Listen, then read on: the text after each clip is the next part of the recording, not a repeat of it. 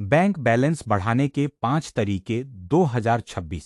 क्या आपका भी बैंक बैलेंस महीने की शुरुआत में अच्छा होता है, लेकिन महीने के आखिर तक लगभग खाली हो जाता है?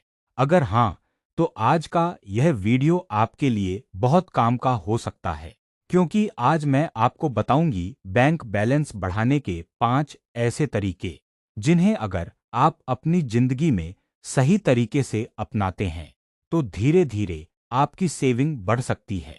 और सबसे खास बात, आपको करोड़पति बनने के लिए किसी जादू की जरूरत नहीं है। शुरुआत छोटी रकम से भी हो सकती है। तो वीडियो को अंत तक जरूर देखिए, क्योंकि 5वां तरीका सबसे महत्वपूर्ण है। तरीका नंबर 1, पहले खुद को पैसे दीजिए। अधिकतर लोग क्या करते हैं? पहले सैलरी आती है, फिर शॉपिंग, फिर बाहर खाना, फिर ऑनलाइन ऑर्डर्स, फिर दोस्तों के साथ खर्च, और महीने के आखिर में कहते हैं, इस महीने सेविंग नहीं हो पाई। यही सबसे बड़ी गलती होती है। सेविंग को खर्च के बाद नहीं, पैसे आने के तुरंत बाद करना चाहिए। मान लीजिए आपकी इनकम 20,000 है। अगर आप इनकम आते ही 2,000 अलग अकाउंट में रख देते हैं, तो आपके पास खर्च के लिए 18,000 बचेंगे। धीरे धीरे आपका खर्च उसी हिसाब से एडजस्ट होने लगेगा। इसे आप एक आदत बनाइए। छोटी सेविंग से शुरुआत करना बिल्कुल गलत नहीं है। 100, 500, रकम चाहे जितनी हो, आदत सबसे जरूरी है। याद रखिए, पहले सेविंग, फिर स्पेंडिंग। तरीका नंबर 2, खर्च का हिसाब रखिए। कई लोगों को लगता है कि उनका पैसा कहाँ जाता है, पता ही नहीं चलता। लेकिन अगर आप 30 दिन तक हर खर्च लिखेंगे, तो आपको खुद पता चल जाएगा कि पैसा कहाँ गायब हो रहा है। 100 की चाय, 200 का ऑनलाइन फूड, 500 की शॉपिंग। छोटे छोटे खर्च महीने के आखिर में बड़ी रकम बन सकते हैं। इसलिए आज से अपने खर्च को 3 हिस्सों में बांटिए। जरूरी खर्च, जैसे घर, खाना, बिजली, पढ़ाई या ट्रैवल। मनोरंजन का खर्च, जैसे शॉपिंग और बाहर घूमना। अनावश्यक खर्च, जिसके बिना आपका काम आसानी से चल सकता है। आपको अपनी पूरी जिंदगी बोरिंग नहीं बनानी है। बस इतना समझना है कि पैसा कहाँ जा रहा है। जब आप खर्च पर कंट्रोल करना सीख जाते हैं, तो सेविंग अपने आप बढ़ने लगती है।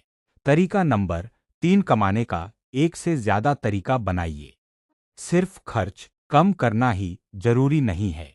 बैंक बैलेंस बढ़ाने के लिए इनकम बढ़ाना भी जरूरी है। अगर आपकी सैलरी या इनकम लिमिटेड है, तो आप कोई यूजफुल स्किल सीख सकते हैं, जैसे कंटेंट क्रिएशन, ब्यूटी, टीचिंग, या अपने किसी टैलेंट से छोटा काम शुरू करना। आज के समय में मोबाइल और इंटरनेट की मदद से भी स्किल सीखने के कई तरीके हैं। लेकिन याद रखिए, जल्दी अमीर बनने के चक्कर में रिस्की स्कीम्स या गारंटी वाला प्रॉफिट के पीछे मत जाइए। पहले स्किल सीखिए, फिर उससे वैल्यू क्रिएट कीजिए। जब इनकम के 2 या 3 सोर्स बनने लगते हैं, तो सेविंग करना आसान हो सकता है। तरीका नंबर 4, इमरजेंसी फंड बनाइए। मान लीजिए अचानक फोन खराब हो गया, घर में कोई जरूरी खर्च आ गया, या कुछ समय के लिए आपकी इनकम कम हो गई। अगर आपके पास बिल्कुल भी बचत नहीं है, तो आपको किसी से पैसे उधार लेने पड़ सकते हैं। इसलिए इमरजेंसी फंड बहुत जरूरी है। शुरुआत में आप छोटा गोल रख सकते हैं, जैसे 5,000, फिर 10,000, और धीरे धीरे अपनी जरूरत और खर्च के हिसाब से इमरजेंसी फंड बनाइए। इस पैसे को बार बार शॉपिंग या एंटरटेनमेंट के लिए यूज मत कीजिए। यह पैसा सिर्फ असली इमरजेंसी के लिए है। एक स्ट्रॉन्ग इमरजेंसी फंड आपको फाइनेंशियल तनाव कम करने में मदद कर सकता है। तरीका नंबर 5, पैसे को सिर्फ बैंक में मत सोने दीजिए। अब आता है सबसे जरूरी तरीका, सिर्फ पैसा बचाना ही काफी नहीं है। लंबे समय में आपको यह भी समझना चाहिए कि पैसा कैसे काम करता है। लेकिन इसका मतलब यह बिल्कुल नहीं कि बिना जानकारी के कहीं भी पैसा लगा दें। पहले फाइनेंशियल बेसिक्स समझिए, अपने गोल्स तय कीजिए, रिस्क समझिए और इन्वेस्टमेंट शुरू करने से पहले अच्छी तरह रिसर्च कीजिए। शॉर्टकट्स और गारंटीड प्रॉफिट के दावों से बचिए। हर इन्वेस्टमेंट में रिस्क हो सकता है, इसलिए पैसा लगाने से पहले यह समझना जरूरी है कि आप किस चीज में इन्वेस्ट कर रहे हैं और उसका रिस्क कितना है।